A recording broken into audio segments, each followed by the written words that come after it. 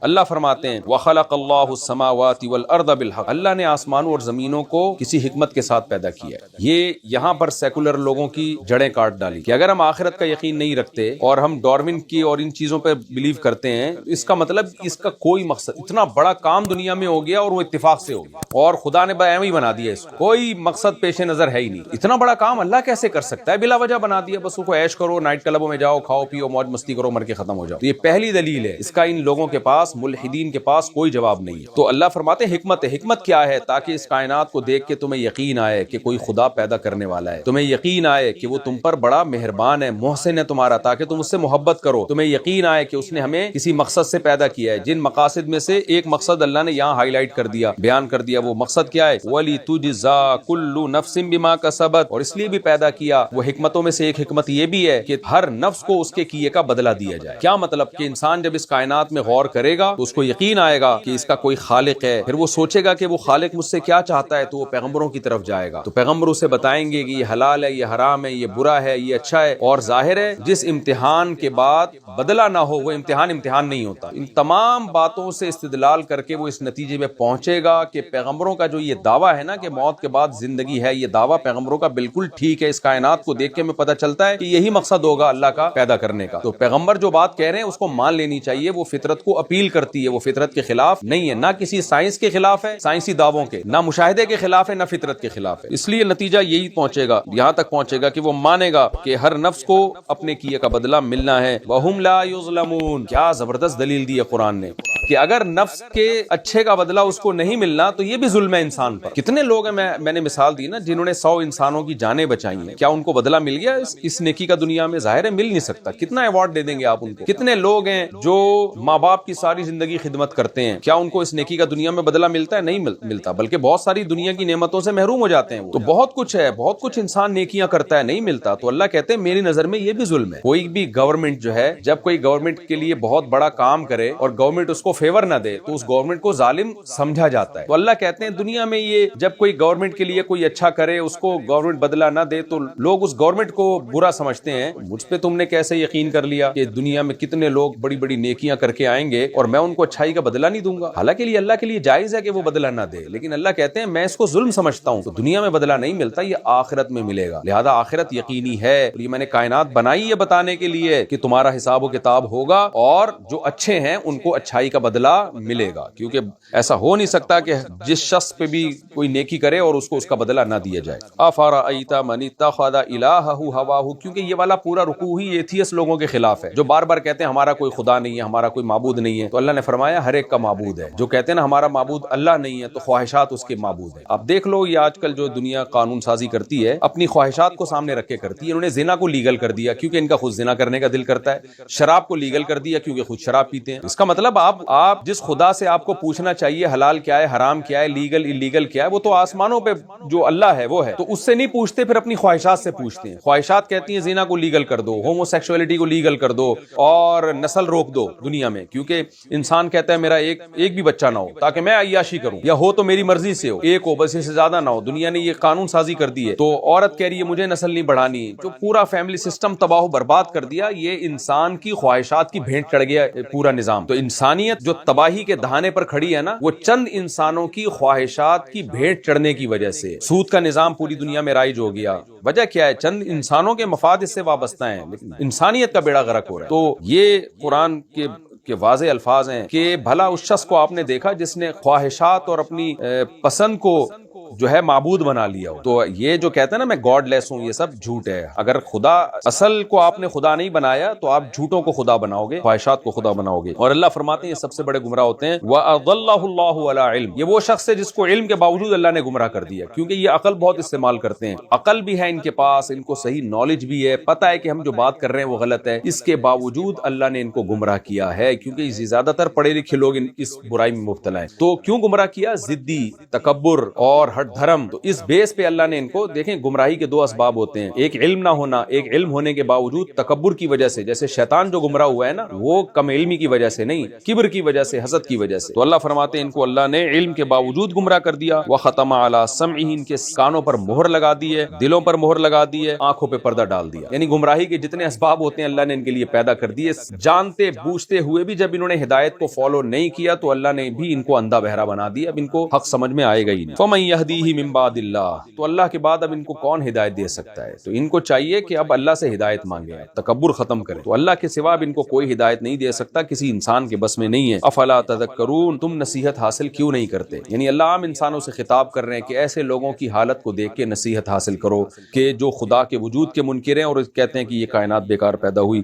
وقالوا ما هي الا حیاتنا الدنیا, یہ خدا کے وجود کے بھی منکر ہیں. جب خدا کے منکر ہیں تو آخرت کے بھی منکر ہیں. تو آخرت کے انکار میں دلیل کیا دیتے ہیں؟ ان ہی الا حیاتنا الدنیا, نہیں ہے یہ مگر دنیا کی زندگی ہے اور کچھ بھی نہیں ہے. نموت ونحیا, ہم مرتے بھی ہیں اور زندہ بھی ہوتے ہیں. وما یہلکنا الا الدہر, ٹائم ہے جو ہمیں پیدا بھی کرتا ہے اور موت بھی دیتا ہے. تو یہ یعنی وہی ڈاروین کا 100% وہی نظریہ کہ یہ سب زمانے کے تصرفات اور تغیرات ہیں جو ہمارے ساتھ ہو رہے ہیں.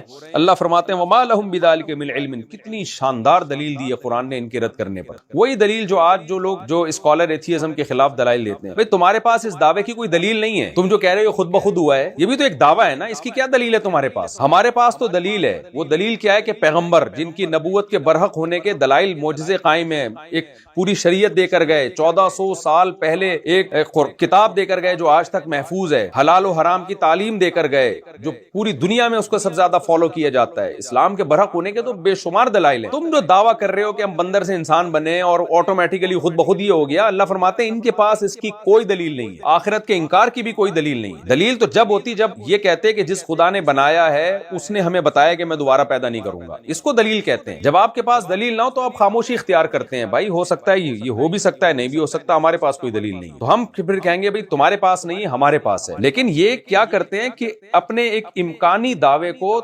تعبیر اس سے ایسے کرتے ہیں جیسے وہ ثابت شدہ حقیقت ہو. تو یہ جو کہتے ہیں نا خود بخود کائنات بنی اور یہ ایوالو ہو کے, یہ اس کی سائنسدانوں کے پاس کوئی دلیل نہیں ہے. امکان ہے, اس امکان کو ایسے بنا کے پیش کیا جاتا ہے جیسے ایک یقینی چیز ہے. اس لیے اللہ نے فرمایا ما لهم بذلک من علم, ان کے پاس اس کی کوئی یقینی دلیل نہیں ہے. ان ہم الا یظنون, محض گمان ہے. واقعی یعنی بالکل وہی بات قرآن نے کی ہے جو آج سائنس کر رہی ہے. سائنٹسٹ یہی کہتے ہیں کہ یہ امکان ہے کہ یہ خود بخود بنی ہو, ہمیں اس کے پر یقین نہیں ہے کہ یہ ایسا ہوا ہو. تو اس کے خلاف جب دلائل قائم ہو گئے تو اس کو چھوڑ دینا چاہیے.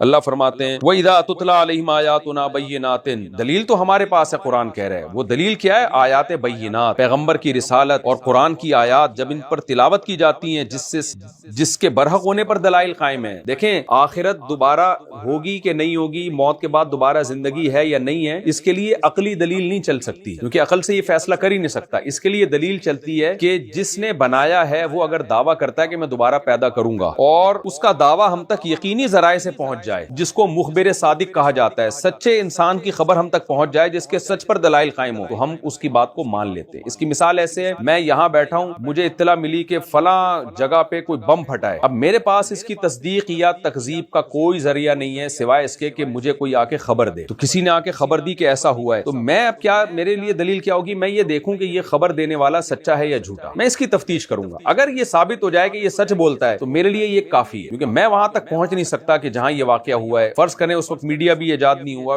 ویڈیو کیمرے بھی ایجاد نہیں ہوئے, تو میرے پاس اس کے علاوہ کوئی دلیل نہیں. تو قرآن کہتا ہے کہ ان کے پاس آخرت کے انکار کی تو کوئی دلیل نہیں ہے, لیکن اہل اسلام کے پاس آخرت کے وجود کی, کہ موت کے بعد دوبارہ زندگی ہے, وہ دلیل ہے. وہ کیا ہے؟ ہماری آیات بینات, قرآن, پیغمبر کی رسالت, پیغمبر بتا رہے ہیں. تو جب یہ دلائل ان کے سامنے دیے جاتے ہیں تو ان کا جواب کیا ہوتا ہے؟ جواب میں ما کان حجتہم, ان کی دلیل یہی ہوتی ہے ایتو بآبائنا ان کنتم صادقین. ٹھیک ہے, اگر واقعی اللہ پیدا کرے گا تو جو مر چکے ہیں ان کو زندہ کر کے لے آؤ. اب دیکھیں کیسی بےہودہ, اپنے دعوے پر تو کوئی دلیل نہیں ہے, دوسرے کے دعوے کی دلیل پر رد کرنے کا انداز کتنا بھونڈا ہے. حالانکہ کہیں بھی اس طرح سے کسی کے دعوے پہ رد نہیں کیا جاتا. اللہ کہہ رہا ہے میں مستقبل میں مردوں کو زندہ کروں گا, تو آپ اس پر تو بحث کریں کہ اللہ کہہ رہا ہے کہ نہیں کہہ رہا. محمد صلی اللہ علیہ وسلم اللہ کا پیغام ہم تک پہنچا رہے ہیں, تو اس پیغام میں سچے ہیں یا جھوٹے ہیں؟ معاذ اللہ, یہ تحقیق تو آپ کریں. اور اس کا پورا رائٹ دیا ہے اللہ نے آپ کو کہ آپ تحقیق کریں نبی کی نبوت کے بارے میں, آپ کی سیرت کو پڑھیں, آپ کیا آپ واقعی اللہ کے سچے پیغمبر تھے, پچھلی کتابوں میں آپ کے بارے میں کیا لکھا ہے, یہ سب تحقیق کریں. یہ کوئی دلیل نہیں ہے کہ آپ یہ کہیں کہ ٹھیک ہے جو ابھی مر چکے ہیں ان کو زندہ کرو. بھائی اللہ نے یہ دعویٰ کیا ہی نہیں ہے کہ جو ابھی مر چکے ہیں میں آج ان کو زندہ کروں گا. اللہ کہہ رہا ہے میں قیامت میں زندہ کروں گا, ابھی کیوں زندہ کرے گا اللہ تعالیٰ؟ تو یعنی ان کے پاس کوئی دلیل ہے نہیں اور سامنے والے کی دلیل کا ان کے پاس جواب نہیں ہے. تو اللہ نے اگر ابھی ہی زندہ کرنا ہوتا تو پھر تو مشاہدہ کا علم ہو جاتا نا, پھر غیب کا علم تھوڑی ہوتا. جو مرا اللہ اس کو زندہ کر کے دکھا رہے ہوتے, پھر اتنے دلائل دینے کی ضرورت کیا تھی؟ یہ تو ایسا ہی ہو گیا کہ اللہ جنت دکھا دے, جہنم دکھا دے تو ہم یقین کر لیں گے, دکھا دے ہمارے سامنے. تو بھائی دکھا جب دے گا تو پھر ایمان کا موقع ختم ہو جائے گا. ابھی آزمائش ہے, سوچنے کا تمہیں موقع دیا ہے. تو کسی چیز کا نہ ہونا اس کی دلیل نہیں ہے کہ وہ پاسبل ہی نہیں ہے. ایک شخص کہہ رہا ہے کہ میں فیوچر میں یہ کام کر سکتا ہوں, تو آپ کہیں گے ماضی میں تم نے کیا ہے, تو ہو سکتا ہے ماضی میں نہ کیا ہو. وہ دعویٰ فیوچر کا کر رہا ہے, ہو سکتا ہے اس نے ماضی میں نہ کیا ہو. تو ماضی میں کسی نے کام نہ کیا ہو تو اس کا بھی امکان ہے کہ فیوچر میں ہو سکتا ہے نہ کر سکتا ہو, اس کا بھی امکان ہے کہ فیوچر میں ہو سکتا ہے وہ کر سکتا ہو. تو اللہ تو کہتے ہیں کہ تم بھی تو مردہ تھے نا, ہم نے پانی میں جان ڈال کے تمہیں انسان بنا دیا, تو اسی سے دلیل پکڑو کہ دوبارہ بھی پیدا کر سکتا ہوں میں. تو اس لیے اللہ نے فرمایا کہ ان کی کوئی دلیل نہیں سوائے اس بات کے کہ ٹھیک ہے ہمارے باپ دادا کو لے آؤ اگر تم سچے ہو. قل اللہ یحییکم, اے نبی آپ ان سے کہہ دیجئے کہ اللہ تمہارے باپ دادا کو زندہ نہیں کر رہا, لیکن یہ اس کی علامت نہیں ہے کہ وہ کر نہیں سکتا. پیدا بھی اسی نے کیا تھا, موت بھی اسی نے دی ہے. جو پہلی دفعہ تمہارے باپ دادا پیدا ہوئے تھے وہ بھی اللہ نے پیدا کیے تھے. قل اللہ یحییکم ثم یمیتکم, اے نبی ان سے کہہ دیجئے اللہ ہی تمہیں زندگی بھی دیتا ہے, اللہ ہی تمہیں موت بھی دیتا ہے. ثم یجمعکم الی یوم القیامہ, پھر وہ قیامت کے دن تم سب کو جمع کرے گا جس کے شک واقع ہونے میں کوئی شک نہیں ہے. ولکن اکثر الناس لا یعلمون, لیکن اکثر لوگ اس بات کو نہیں جانتے کیونکہ اس میں غور و فکر ہی نہیں کرتے ہیں. پہلا کام جو آپ نے آج سے عمل کرنا ہے, ہر وقت زبان پہ شکر کا جملہ. جس کو 2 ٹائم کی روٹی مل رہی ہے رات کو چھپڑ میں سر چھپانے کی جگہ ہے. بے شک ابا کے تانے مل رہے ہوں, کیونکہ بے روزگار لڑکے میرے پاس آتے ہیں, خودکشیاں کر رہے ہیں, بے روزگار خودکشی کر رہے ہیں. ابھی کچھ دن پہلے خودکشی کا واقعہ میں نے بیان میں بھی بتایا. بے روزگار آتے ہیں, ابا تانے دیتا ہے, میں کیا کروں, کہاں جاؤں, مجھے خودکشی کی خیال آ رہے ہیں. میں نے کہا رات کو ابا گھر میں سونے دیتا ہے؟ کہہ رہے ہاں. میں نے کہا صبح 2 ٹائم کی روٹی مل جاتی ہے؟ کہتے ہیں ہاں. میں نے کہا کمانے کے بعد بھی یہی ہوگا؟ کیا خیال ہے, اب بھی یہی ہو رہا ہے؟ تو بیسک ضرورت تجھے پوری ہو رہی ہے, کسی بھی طرح دوسرے کے خرچے پہ ہو رہی ہو, بے شک بھلے دوسرے کے خرچے پہ ہو تو رہی ہے نا. جب میں نے کہا بھوک ستائے نا, بالکل مرنے لگو بھوک سے, اللہ پھر بھی نہیں مرنے دیتا. پھر اللہ کہتا ہے چوری بھی حلال ہو جاتی ہے. آپ کو اتنی ایسا نہ ہو کہ بھوک لگ رہی ہو چوری کر لیں. آپ چوری بھوک ناقابل برداشت ہو جائے نا, علماء نے مسئلہ لکھا ہے, ناقابل برداشت بھوک ہو جائے, مرنے لگو, بھوک برداشت سے باہر, تمام علماء کا اتفاق ہے کہ پھر اور جیب میں پیسے نہیں ہیں تو بغیر پیسوں کے روٹی اٹھا کے کھا سکتا ہے, اس نیت سے کہ جب پیسے ہوئے تو دے دوں گا, ہو جائے تو دے دے, نہیں تو وہ اللہ کی طرف سے گریوی ہو گئی. وہ ہوٹل والے کے کسی گناہ کی سزا اس کو اللہ نے دنیا میں دے دی. سمجھ رہے ہو, وہ بھی کون سا نیک ہے, اس نے بھی تو ظلم کیا ہوگا نا, کبھی کسی پیسہ, تو اللہ تعالیٰ ایسے بھوکوں کو بھیج دیتا ہے, کھا لیتے ہیں. تو ایسی مجبوری میں تو چوری بھی حلال ہو جاتی ہے بھائی. سمجھتے ہو کہ نہیں سمجھتے ہو؟ تو پہلا کام آپ نے کیا کرنا ہے, بیسک ضرورتیں پوری ہو رہی ہیں تو ٹینشن نہیں لینی. یہ کام بھی ہو گیا نا. اور اللہ کو ایسے لوگ بہت پسند ہیں, یہ بہت بڑی عبادت ہے, یہ کم عبادت نہیں ہے.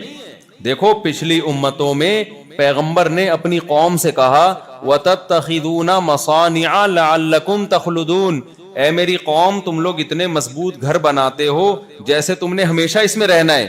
حالانکہ حلال پیسوں سے گھر بنا رہے تھے, لیکن وہ قوم گھروں کی ٹینشن لے رہی تھی. اور ٹینشن لینا اس کی علامت ہے کہ وہ یہ سمجھتی تھی کہ ہم نے یہاں سے جانا نہیں ہے, تو اس کو بھی جرم سمجھا گیا. تو جرم کے مقابلے میں جو چیز ہوتی ہے وہ نیکی ہوتی ہے کہ نہیں ہوتی؟ تو اس کا مطلب کوئی دنیا کی ٹینشن نہیں لیتا تو اللہ کی نظر میں وہ اللہ کا محبوب بن جاتا ہے, کیونکہ اللہ بار بار اس کو سمجھا رہے ہیں دنیا مسافر خانہ ہے, خانہ ہے مسافر خانہ ہے. اس کا مطلب اس نے سچی مچی میں مسافر خانہ سمجھنا شروع کر دیا. تو اللہ کو اس بات پہ خوشی ہوگی کہ نہیں ہوگی؟ تو یہ بہت بڑی عبادت ہے یہ, کہ آپ دنیا کی ٹینشنوں کو ٹینشن نہیں سمجھتے, یہ کم عبادت نہیں ہے. اور جو نمازی تہجد گزار دنیا کی محبت لے کے گھوم رہا ہے, ٹینشن لیتا ہے, اللہ کو اس سے نفرت ہے, کیونکہ وہ ایک بہت بڑا جرم کر رہا ہے, اس دنیا کو مسافر خانہ نہیں سمجھ رہا. اللہ بار بار کہہ رہے ہیں وَمَا الْحَيَاةُ الدُّنْيَا إِلَّا مَتَاعُ الْغُرُورِ, دنیا دھوکے کا گھر ہے. اس کو اللہ کی بات پہ یقین نہیں آ رہا. دھوکے کا گھر کیسے ہے؟ دنیا دکھاتی کچھ ہے, ہوتا کچھ اور ہے. آپ کے پاس پیسہ آنا شروع ہوگا, آپ کی عزت, آپ کی ترقی, آپ کی بلڈنگیں, اچانک بیٹھے بیٹھے ہارٹ اٹیک ہوا اور مارکیٹ سے شارٹ. دھوکا ہوا کہ نہیں ہوا؟ آپ تو سمجھ رہے تھے یار اب تو میری لائف کیا ہوئی ہے, اسٹارٹ ہوئی ہے, اب تو میری زندگی شروع ہوئی ہے. حالانکہ زندگی اب تمہاری ختم ہو رہی. کتنے میں نے اپنی زندگی میں واقعات دیکھے بھائی, ایسے اٹیک ہوتا ہے. مائیکل جیکسن کو دیکھ لو نا, مائیکل جیکسن کو اب پتا چلا کہ جو قرآن نے کہا تھا نا دنیا دھوکے کا گھر ہے, بالکل صحیح کہا تھا. پتا چل گیا کہ نہیں چل گیا؟ مائیکل جیکسن کی مثال اس لیے دیتا ہوں میں کہ وہ بڑے آرام سے سمجھ میں آ جاتی ہے، بڑے آرام سے سمجھ میں آ جاتی ہے. ترقی کی انتہا، عزت، شہرت، صحت، یہ تین چیزیں جس کو دنیا کہا جاتا ہے. آپ کی عزت بہت ہو سوسائٹی میں، آپ کے پاس پیسہ بہت ہو، اور آپ کی صحت کیا ہو؟ خاندانی بہترین صحت ہو. یہ تین چیزیں جس کو مل گئی، مزید کچھ رہتا ہے؟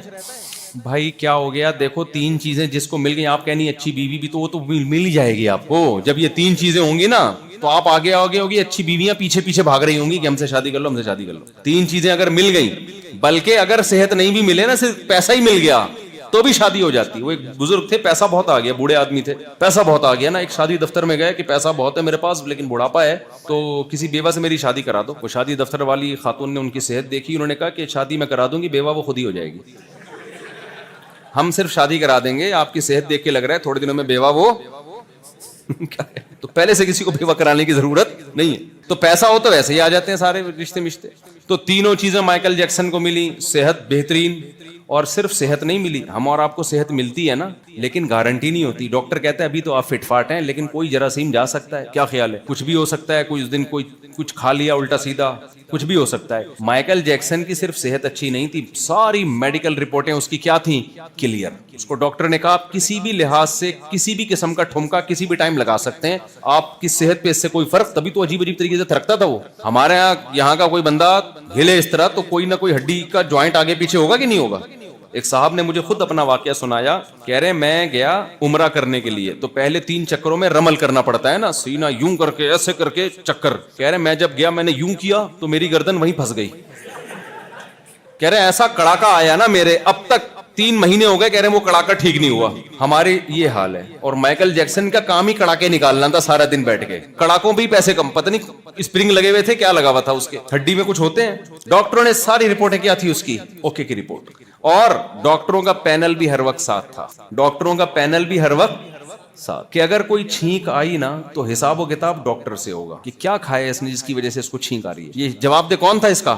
ڈاکٹر جواب. ہم اور آپ فٹ فاٹ ہیں، کسی کا اللہ نہ کرے گردہ خراب ہو جائے تو لوگ کبھی وسیم سے گردہ مانگ رہے ہیں، سلیم سے گردے قرض مانگ رہے ہیں لوگ، یار 6 مہینے کے لیے اپنا گردہ دے دے، تیرا خراب ہوگا تو میں اپنا والا دے دے. یہ ہو رہا ہے نا.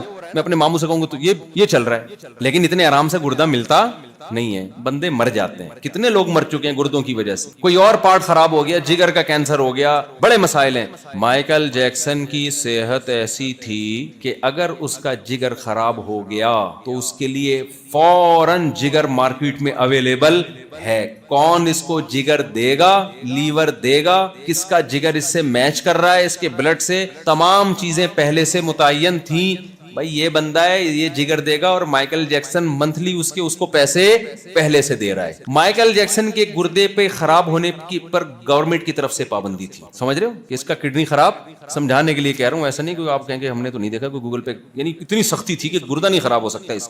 اگر ہو گیا تو امریکہ کے جو وسیم بھائی ہیں، جو بھی ان کے وسیم بھائی ہوں گے، ان کا کوئی بھی نام ہوگا، پہلے سے تھا کہ یہ بندہ اپنا گردہ مائیکل جیکسن کو دے گا. اور مائیکل جیکسن اس کے پیسے منتھلی دے رہا ہے اس کو، یا سالانہ دے رہا ہے یا منتھلی دے رہا ہے، کہ میں تجھے اس بیس پہ دے رہا ہوں کہ اگر میرا گردہ خراب ہو تو تو نے اپنا گردہ مجھے دینا ہے. اور وہ گھنا پیسے لے رہا ہے کہ اس بیس پہ کہ کہاں خراب ہوگا، کھاتے رہو بیٹھ کے پیسے، ہو گیا تو دیکھا جائے گا. اب بتاؤ، اس سے ثابت ہوا کہ مائیکل جیکسن پر مرنے پر پابندی تھی. کس کی طرف سے؟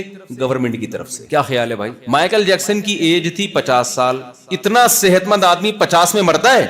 بولو نا. عزت بے تحاشا، دولت بے تحاشا، عزت ایسی کہ لوگ، ہمارا کیا استقبال ہوگا بھائی. آپ لوگوں نے اپنی محبت کا اظہار کیا، ہم پہ پھول پھینک دیے، بہت بڑی محبت. میں تو اس کو بھی اپنی اوقات سے بہت زیادہ سمجھتا ہوں. یار آپ نے ہمارے اوپر پھول پھینک دی، ہماری تو اوقات یہ بھی نہیں ہے. مائیکل جیکسن پہ یہ گلاب کے نا، یہ غریبوں والے پھولوں سے وہ خوش، اس کا یہ نہیں تھا پروٹوکول. میں تو اس کو بڑا سمجھتا ہوں بھائی، میرے لیے تو یہ بھی آپ لوگوں کی محبت، اللہ جزائے خیر دے. مائیکل جیکسن کا جو پروٹوکول تھا نا، وہ ہٹو بچوں، حقیقت میں ہٹو بچوں تھا. ہم تو اوپر سے ہٹو بچوں کہہ رہے ہوتے ہیں، وہ حقیقت میں کیا تھا؟ انگلش کا ہٹو بچوں تھا، وہ اردو والا ہٹو بچوں نہیں تھا. جو پروٹوکول، لڑکیاں مر رہی ہیں، لوگ مر رہے ہیں، اس کی دیدار کے لیے ترس رہے ہیں، شرطیں لگ رہی ہیں، ایسی عزت. مائیکل جیکسن نے 20 دفعہ سنا ہوگا اللہ کا پیغام، وَمَا الْحَيَاةُ الدُّنْيَا إِلَّا مَتَاعُ الْغُرُورِ، اللہ کہتے ہیں اس دنیا کے دھوکے میں نہ آنا، یہ غرور دھوکے کا گھر ہے، یہ بتاتی کچھ ہے، حقیقت کچھ اور نکلتی ہے۔ یہ کس نے کہا؟ اللہ نے۔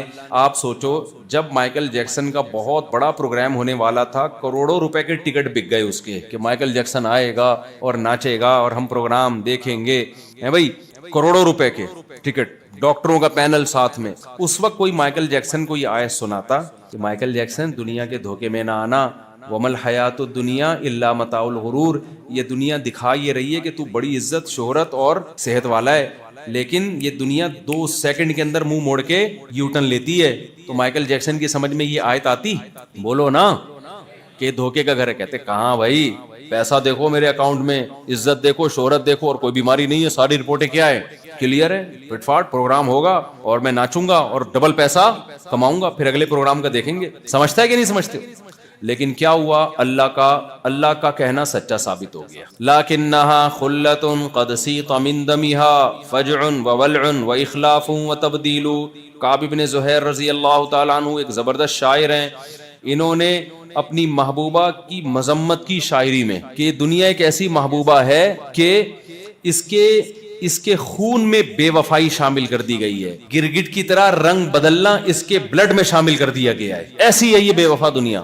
تو مائیکل جیکسن بڑے آرام سے سوئے رات کو قل اللہ پڑھ کے، قل اعوذ برب الفلق پڑھ کے، جو ان لوگ کیا جو بھی قل اللہ ہوتا ہے، انگریز بھی تو کچھ کرتے ہی ہوں گے نا، جن چڑیل بھوت کو تو وہ بھی مانتے ہیں، لیکن اتنا نہیں جتنے ہم لوگ مانتے ہیں یہاں پہ۔ خیر، رات کو پڑھا کے دم درود بھی کیا اس نے، ڈاکٹر نے رگیں وگیں چیک کر لی، بہترین بھائی۔ جو اس کو انوائرمنٹ ملتا تھا نا، اس میں آکسیجن کے ختم ہونے پر بھی پابندی تھی، جس کمرے میں سوئے گا وہ بہت تمیز والا کمرہ، جب وہ سویا ہے نا صبح پولیس سے بھی نہیں اٹھا وہ بیچارہ، کہ اب تک کی جو رپورٹ مجھ تک پہنچی ہے اس کے مطابق ابھی تک وہ سو ہی رہا ہے۔ امریکہ کی پولیس بھی اس کو، جس نے اسامہ بن لادن کو اٹھا لیا، سمجھ رہے ہو نا، اب تک وہ مائیکل جیکسن کو رپورٹ اب تک کیا، بھائی ہو سکتا ہے اب اٹھا لیا ہو تو مجھے، اب تک جو یہاں بیان سے پہلے مجھ تک جو رپورٹ پہنچی تھی وہ یہ تھے، اب تک وہ کیا کر رہا ہے؟ سو ہی رہا ہے۔ یار تم نے عافیہ صدیقہ کو اٹھا لیا، تم نے اسامہ بن لادن کو شہید کر کے اٹھا لیا، تم نے پتہ نہیں کن کن لوگوں کو اٹھا لیا، تم سے مائیکل جیکسن کیوں نہیں اٹھ رہا؟ سوال پیدا ہوتا ہے کہ نہیں ہوتا؟ اگر آپ سے نہیں اٹھ رہا، پاکستانی پولیس کے حوالے کرو، اچھوں کو اٹھا دیا پاکستانی پولیس نے،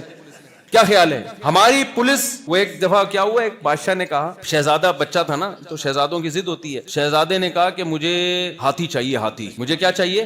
ہاتھی۔ بادشاہ نے کہا شہزادے ضد کر رہے ہیں، ان کی ضد پوری کرو، ہاتھی وہاں جنگل میں کہاں سے لے کر آئے بھائی؟ تو کسی وزیر نے مشورہ دیا پاکستانی پولیس کو بلاؤ، وہ یہ مسئلہ بڑے بڑے مسائل حل کرتی ہے، وہ کرے گی۔ تو پاکستانی پولیس کو بلایا گیا، انہوں نے کہا 2 منٹ کا کام ہے۔ بندر آیا اور کہہ رہا ہے میں ہاتھی ہوں۔ پولیس والے بندر کو 1 گھنٹے کے لیے کمرے میں لے کر گئے، اس کو اگلوا لیا کہ میں کیا ہوں؟ شہزادہ کہہ رہا ہے مجھے ہاتھی چاہیے، بندر کہہ رہا ہے میں کیا ہوں بھائی؟ میں ہاتھی ہوں۔ بادشاہ حیران کہ یہ تو بندر ہے، بھائی خود اعتراف کر رہا ہے میں ہاتھی ہوں۔ انہوں نے کہا کیسے بھائی؟ 1 گھنٹے کے لیے پولیس نے اس کو کمرے میں کیا کیا ہے؟ بند کیا۔ لیکن امریکہ نے شاید پاکستانی پولیس سے بھی رابطہ کیا ہوگا، بھائی ہم سے تو نہیں اٹھ رہا، تم اٹھا لو مائیکل جیکسن کو۔ پاکستانی پولیس نے بھی کہا بھائی ہم بندر سے یہ کہلوا سکتے ہیں کہ میں ہاتھی ہوں، لیکن مائیکل جیکسن کو ہم نہیں اٹھا سکتے۔ وجہ کیا ہے؟ مائیکل جیکسن کو اس دفعہ سلایا اللہ نے ہے، اللہ کا سلایا ہوا کسی کا باپ بھی نہیں اٹھا سکتا۔ جو اللہ روٹی سے دودھ پیدا کرتا ہے، جو سوکھے چارے کو کھلا کے تھنوں میں گائے کے اور بھینسوں کے دودھ پیدا کر دیتا ہے، جو چھوٹی سی شہد کی مکھی سے منو ٹن شہد پیدا کر دیتا ہے بھائی، اس مکھی کے دماغ میں ایسے سافٹ ڈال دیے، پھولوں کا کڑوا رس چوستی ہے اور نکالتی کیا ہے؟ بہترین میٹھا شہد، جس سے میٹھی کوئی چیز ہو ہی نہیں سکتی۔ وہ خدا جب اپنے ارادے پہ آتا ہے، کچھ کرنا چاہتا ہے، تو اللہ کہتے ہیں اس کے ارادوں کو کوئی ناکام کرنے والا نہیں ہے۔ تو اللہ نے ارادہ کیا دنیا کو دکھانے کے لیے کہ بھائی مائیکل جیکسن کی زندگی دیکھ کے تاکہ تمہیں یقین آ جائے کہ میں نے جو قرآن میں کہا ہے وَمَا الْحَيَاةُ الدُّنْيَا إِلَّا مَتَاعُ الْغُرُورِ، یہ میں نے ایسے ہی نہیں کہہ دیا، یہ سچی مچی کا کہا ہے میں نے، ٹھیک ہے نا؟ تو ہوگا وہی جو میں چاہوں گا۔ تو ہم یہ سمجھ رہے ہیں اللہ میاں معاذ اللہ جھوٹی موٹی میں ہمیں ویسی بتا رہے ہیں، ایسا تھوڑی ہے سچی مچی میں کہا ہے، دھوکے کا گھر ہے، سچی مچی میں کھائے۔ تو لہذا یہاں پیسہ، دولت، شہرت دیکھ کر خوش ہونا، اترانا شروع کر دینا، یہ ٹیکنیکل، یہ مینوفیکچرنگ فالٹ ہے، یہ بہت بڑا فالٹ ہے ہماری اور آپ کی کھوپڑی میں جو شیطان نے ڈال دیا ہے۔ لہذا میرے بھائی یہاں کمپٹیشن کا کوئی فائدہ نہیں ہے۔ آپ کہہ رہے ہو کہ 4 گاڑیاں، میرے پاس 1 گاڑی بھی نہیں ہے، اس کے پاس وہ ہوائی جہاز میں گھوم رہا ہے, میرے پاس رکشا بھی نہیں ہے. اب یار تھوڑے دنوں میں وہ مرے گا, تھوڑے دنوں میں, اور ایسا مرے گا. اور زیادہ تر مالدار جو پیسے والے ہوتے ہیں نا, ان کی موت سڈنلی ہوتی ہے. دیکھو سلیمان علیہ السلام کے پاس کتنا پیسہ تھا اور وہ اللہ کا دی ہوئی نعمت تھی, لیکن حضرت سلیمان کی موت جتنے عجیب طریقے سے ہوئی, عام طور پر پیغمبروں کی موت ایسے نہیں ہوتی. سلیمان علیہ السلام ایسے بیٹھے ہوئے جنات سے کام لے رہے ہیں, لاٹھی ہاتھ میں رکھے, اور اللہ نے موت کا فیصلہ کیا. بیٹھے بیٹھے موت, اچانک لاٹھی کو دیمک نے کھانا شروع کیا, جس سے لاٹھی کا بیلنس خراب ہوا, اور قرآن کہتا ہے سلیمان علیہ السلام زمین پہ گر پڑے. بہت عرصے کے بعد زمین پہ گرے, بہت طویل عرصے کے بعد. جنات نے دیکھا ارے بھائی یہ تو انتقال کر چکے ہیں, ہم خام میں اتنی مزدوری میں لگے ہوئے ہیں, ان کے خوف سے بہت پہلے انتقال ہو چکا تھا. پیغمبروں کا جسم موت کے بعد خراب نہیں ہوتا, ان کی باڈی میں کوئی تبدیلی نہیں آتی. تو اللہ نے حضرت سلیمان کو اچانک کیسے روح نکال لی, یہ بتانے کے لیے کہ اتنی دولت دی ہے, چھینتا بھی سیکنڈوں کے اندر ہوں میں. تو اس لیے کبھی کسی پیسے والے کو دیکھ کے حسرت کرنا, ہائے کاش میری بھی گاڑی ہوتی, ہائے کاش میں بھی جہازوں میں گھومتا. او بھائی یہ کھلونے ہیں, تتلیاں ہیں, یہ مٹی ہے بھائی, مٹی ہے, ان کو لفٹ کرانے کی بالکل بھی ضرورت نہیں. اب لفٹ کس کو کرانا ہے سوال پیدا ہوتا ہے نا. پہلے یہ بھی تو ایک بات ہے کہ لفٹ جس کو کرانا ہے وہ اللہ نے بتا دیا, جو میں نے آیت پڑھی ہے. اللہ کہتے ہیں زُيِّنَ لِلنَّاسِ حُبُّ الشَّهَوَاتِ مِنَ النِّسَاءِ وَالْبَنِينَ وَالْقَنَاطِيرِ الْمُقَنطَرَةِ مِنَ الذَّهَبِ والفضة والخيل المسومة والانعام والحرث ذلك متاع الحیات الدنیا. اللہ کہتے ہیں ہم نے مردوں کی نظر میں اٹریکٹیو بنایا سونا چاندی کو, عورت کو. آج ہمارے نوجوان لڑکے لڑکیوں کو دیکھ کے سب کچھ بھول جاتے ہیں. ہر شخص نے گرل فرینڈ رکھی ہوئی ہے, ہر شخص نے. اللہ آگے چل کے کیا کہتے ہیں, میں نے یہ بینک بیلنس اور بنگلے اور یہ لڑکیاں یہ مزین کر دی ہیں, اور عورت کے لیے سونا. تبھی عورت لڑکے پہ نہیں مرتی, وہ اس کی جیب پہ مرتی ہے. آپ کی جیب خالی ہے. وہ میں اکثر لطیفہ سناتا ہوں نا, ایک آدمی نے اپنی گرل فرینڈ سے کہا کہ میرے پاس میرے دوست وسیم کی طرح بنگلہ تو نہیں ہے, لیکن اپنے دل میں تمہیں جگہ دے سکتا ہوں. میرے پاس میرے دوست وسیم کی طرح گاڑی تو نہیں ہے, پلکوں پہ بٹھا کے گھما سکتا ہوں. تمہیں اور کیا چاہیے؟ اس نے کہا وسیم کا نمبر چاہیے. کیا چاہیے بھائی؟ مجھے پلکوں میں نہیں گھومنا, مجھے گاڑی میں گھومنا ہے, مجھے دل میں جگہ نہیں, مجھے کوئی بنگلہ دے دے, اچھا سا گھر میں جگہ چاہیے مجھے. تو یہ چیزیں عورتوں کی نظر میں, بنگلہ چاہیے, اپنا گھر چاہیے. لڑکی خواتین اپنے شوہروں کو تنگ کرتی نا, اپنا گھر نہیں بنا اب تک, زندگی گزر گئی کرائے میں رہتے ہوئے. بھائی گزر ہی گئی نا, تھوڑے سے اور رہ گئے, گزر جائے گی, ٹھیک ہے, کیا کون سا ٹینشن لینے کا. راحت اندوری انڈیا کے بڑے شاعر ہیں. مجھے جو شاعر ہیں نا ان سے محبت اس لیے کہ اردو کے محافظ ہیں وہ. جب میں کسی شاعر کی تعریف کروں تو ضروری نہیں کہ عمل میں 100% صحیح ہو, وہ بہت صحیح خرابی میں, لیکن اردو زبان کی. ابھی کراچی کے ایک شاعر ہیں, بڑی زبردست ان کی شاعری آ رہی ہے, تو بہت زبردست شاعری کرتے ہیں. حالانکہ کوئی ظاہر حلیے سے لگتے نہیں کہ کوئی بہت زیادہ دیندار آدمی ہے, لیکن میں نے دوستوں سے رابطہ کیا, یار میری ان سے ملاقات کرواؤ, کیونکہ اردو ختم ہو رہی ہے مارکیٹ سے. کیا ہو رہی ہے؟ شارٹ ہو رہی ہے. اردو کی تو بھائی اتنی خوبصورت زبان ہے, ہم نے حفاظت, ہم انگلش بھی سیکھیں گے, بین الاقوامی زبان ہے, لیکن اردو سے رشتہ تھوڑی چھوڑیں گے ہم. اردو سے تھوڑی رشتہ چھوڑنا ہے یار. اردو تو ایسی, میں یورپ میں گیا ہوں, تھوڑے تھوڑے ملکوں کی آبادی اپنی زبانوں پہ ایسا فخر کر رہے ہیں, کمبخت چھوڑ ہی نہیں رہے اس زبان کو. حالانکہ چند لاکھ آبادی ہے, چند لاکھ, اور بارڈر سے اس طرف وہ زبان کوئی جانتا ہی نہیں ہے, پھر بھی اپنی زبان کو پکڑ کے رکھا ہوا ہے انہوں نے, کہ اسکولوں میں ان کی زبان میں تعلیم ہوگی, سب کچھ ان کی زبان میں. آپ ان کی یونیورسٹی میں پڑھنے کے لیے جاؤ, کہہ رہے ہیں ہماری زبان سیکھو, پھر ہم پڑھائیں گے آپ کو. حالانکہ چھوٹے چھوٹے علاقے, چھوٹی چھوٹی زبانیں, اور ہم تو بھائی اردو کا مطلب پورا انڈیا بھی اردو بولتا ہے. وہ ہندی اردو ایک ہی چیز ہے, نام چینج کیا ہوا ہے. پورا انڈیا اردو بول رہا ہے, پاکستان اردو بول رہا ہے, یہ آبادی ملا کے چائنا سے بڑھ جاتی ہے. تو دنیا کے سب سے زیادہ آباد ملک اور آبادی بولنے میں اردو سمجھی جاتی ہے. آپ کیا سمجھ رہے ہو؟ چھوٹی زبان تھوڑی ہے, بہت بڑی زبان ہے. اس کو 2 ٹکڑے میں تبدیل کر دیا, تقسیم کر دیا, ہندی اور اردو نام رکھ کے, ورنہ اصل میں کیا ہے یہ اردو ہے. یہ ہندی, چاہے آپ ہندی بول دو یا اردو بول دو, زبان تو ایک ہی ہے وہ. لیکن انڈیا والوں نے بھی فیصلہ کیا ہوا ہے ہم نے زبان سے جان چھڑانی ہے, پاکستان نے بھی فیصلہ کیا ہوا ہے ہم تو کہتے ہیں انڈیا سے بھائی ہندی کی حفاظت کرو, وہ ہے وہی اردو, ہمیں پتا ہے اردو ہندی کچھ بھی نہیں ہے سوائے وہ 2-4 چیزوں کے, وہ ٹیوب لائٹ کو چمک ڈنڈا بول دیا اور اس طرح کی 2-4 چیزیں, باقی سب وہی ہے. تو اور دنیا میں پھیلی بھی کتنی ہے, ہر ملک میں آپ کو اردو بولنے والے سمجھنے والے ملیں گے, آپ ہر ملک میں ملیں گے. آپ کو ناروے سے فون آ رہا ہے اردو میں بات کر رہا ہے, چائنا سے فون آ رہا ہے, ابے تو کہاں, جہاں دنیا میں جاؤ انڈین پاکستانی پہنچے ہوئے ہیں, ہر جگہ پہنچے ہوئے ہیں بھائی. اتنی بڑی زبان ہے. تو مجھے شاعروں سے تو رات اندھوری, اسی وجہ سے مجھے شاعروں سے محبت ہے کہ یار چلو اردو کے تو کوئی تو ڈھنگ کا کام کر رہے ہیں نا, اردو کی حفاظت کر رہے ہیں. تو رات اندھوری ایک شاعر ہیں بڑے زبردست, انڈیا کے, انتقال ہو گیا, اللہ مغفرت فرمائے. انہوں نے بڑا پیارا شعر کہا کہ 2 گز صحیح لیکن میری ملکیت تو ہے, 2 گز صحیح لیکن میری ملکیت تو ہے, اے موت تو نے مجھ کو زمیندار کر دیا. یعنی موت کے بعد ہمیں 2 گز کی زمین ملتی ہے, وہ ہماری ملکیت میں ہوتی ہے, اس پہ کسی کا ناجائز قبضہ نہیں ہوتا. ایسا ایسا سوتے ہیں کہ وہاں سے پولیس بھی نہیں اٹھاتی. ورنہ آپ جتنا بھی مضبوط گھر خریدو, تھوڑے دنوں کے بعد خریدنے والا جس نے کیش پیمنٹ پہ گھر خریدا ہوتا ہے نا, اسی کا جنازہ بچے اپنے ہاتھوں سے اٹھا کے قبر میں پہنچا رہے ہوتے ہیں اور بزبان حال کہہ رہے ہوتے ہیں ابا آپ کا بہت شکریہ, آپ نے گھر خریدا تھا, اب انجوائے کون کرے گا؟ ہم کریں گے. ابا کہہ رہا ہوتا ہے یار میں نے تو کیا ہو گیا یار, یہ میں تو خریدا تھا, میں نے کتنے لوگ دیکھے ہیں گھر بنایا رہنا ہی نصیب نہیں ہوا, جانے سے پہلی موت ہو گئی. اور بچے جو خوش ہو رہے ہیں کہ ہم رہیں گے اس میں, وہ تم کون سا رہو گے بھائی, تھوڑے بڑے ہوگے, تمہارے بچے ہوں گے, یہ گھر ڈیوائیڈ ہوگا, یہ گھر کیا ہوگا؟ ڈیوائیڈ ہوگا. ورنہ بھابھیوں کی لڑائیاں, نندوں کی لڑائیاں ایسی ہوں گی تم اسرائیل اور فلسطین کو بھول جاؤ گے. آج ایک صاحب نا بار بار میرے سامنے شو مار رہے ہیں, میری تو 2 بیویاں اکٹھی رہتی ہیں. مجھے کہنے آپ کی 4 کہاں؟ میں نے کہا الگ الگ رہتی ہیں. میری تو 2 اکٹھی رہتی ہیں. جب تیسری دفعہ بولا نا اکٹھی رہتی ہیں, میں نے کہا خود کہاں رہتا ہے تو, پہلے یہ بتا مجھے. تیری 2 تو اکٹھی رہتی ہوں گی, لیکن مجھے پتا ہے تو خود ان کے ساتھ نہیں, یا تو 2 اکٹھی رہیں گی یا تو رہے گا وہاں پہ. 2 بہنیں میں نے کہا اکٹھی نہیں رہتی, بیویاں کہاں سے اکٹھی رہیں گی آج کل یار. بہت لوگ شو مارتے ہیں آگے نا, جو 3 والے 4 والے, بڑے بڑے شو والے آتے ہیں میرے پاس, اور ایسے بتا رہے ہوتے ہیں ہماری تو 3 اکٹھی رہتی ہیں. سب میں نے کہا بھائی تو خود کہاں رہتا ہے, اور اگر گھر میں رہتا ہے تو ہیلمٹ پہن کے جاتا ہوگا گھر میں, مجھے پتا ہے. تو ہیلمٹ کے بغیر 2 بیویاں جس کی اکٹھی رہے اور وہ ہیلمٹ کے بغیر چلا جائے, کوئی گارنٹی نہیں. اور میں نے کہا اگر بالفرض تو بھی وہیں رہ رہا ہے, 2 بھی وہیں رہ رہی ہیں, تو تھوڑے دنوں میں تینوں میں سے ایک کا جنازہ اٹھنے والا ہے, سرور پھٹنے والا ہے. اور جو شادی والا آدمی جو بیویوں سے پٹ کے آتا ہے نا باہر, اصل وجہ نہیں بتا رہا ہوتا کہ میں یہ زخم میرے کیوں لگا ہوا ہے, وہ کہانیاں کر رہا ہوتا ہے, وہ بتا رہا ہوتا ہے بائک سے گر گیا تھا, حالانکہ بائک سے نہیں گرا ہوتا, وہ بیلن لگا ہوتا ہے اس کے سر پہ ٹائٹ والا. سمجھ رہے ہو کہ نہیں سمجھ رہے ہو؟ تو اچھا خیر, تو اے موت تو نے مجھ کو زمیندار کر دیا. تو راحت اندھوری نے کہا کہ زمیندار انسان اصل میں جو پراپرٹی آتی ہے وہ قبر کی ہوتی ہے, اور لیکن کراچی میں وہ بھی نہیں ہے.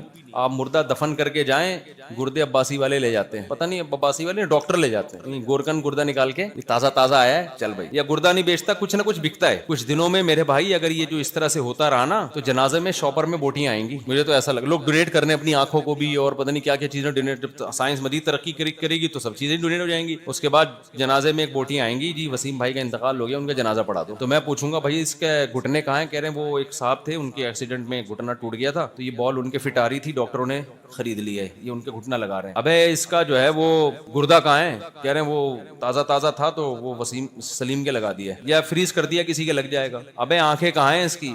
بھائی وہ نابینا ہے, وہ پتلی نکالنے کے لیے وہ اس کو بوٹیاں رہ گئی ہیں. تو میں کیا بولوں گا, کوؤں کو کھلا دو بھائی, اب کیا یہ بھی کسی کے کام آ جائے نا, کیا خیال ہے, مخلوق کے کام آ جائے. تو کراچی میں تو میرے بھائی مردہ محفوظ نہیں ہے, آپ زندوں کی بات کر رہے ہو. وہ راحت اندوری کا شعر ہے نا کہ قبر میں جائیں کوئی نہیں نکالے گا, وہ بھی اب قبر بھی اپنی نہیں ہے. گورکن پہلے سے ایک صاحب نے ابا دفن کیے, 3 دن تک قبر پہ بیٹھے ہوئے ہیں, مجھے 3 دن سے وہیں نظر آ رہے ہیں انڈا موڑ پہ, وہاں قریب سے ہے نا محمد شاہ, وہ کون سا قبرستان ہے محمد شاہ کا. تو میں نے ان سے بولا ابا کا انتقال ہو گیا, بہت محبت ہے, 3 دن سے ادھر ہی گھوم رہے ہیں. انہوں نے کہا مفتی صاحب گورکن مردہ نکال لیتے ہیں, ٹھیک ہے نا, میں 3 دن تک پہرا دوں گا, 3 دن کے بعد میت پھر اس قابل نہیں ہوتی کہ اس کے پارٹس قابل استعمال ہو. کمال ہے یار, یہ تو مجھے تو پھر اپنے گارڈ اپنی قبر پہ ابھی سے بٹھا لینے چاہیے.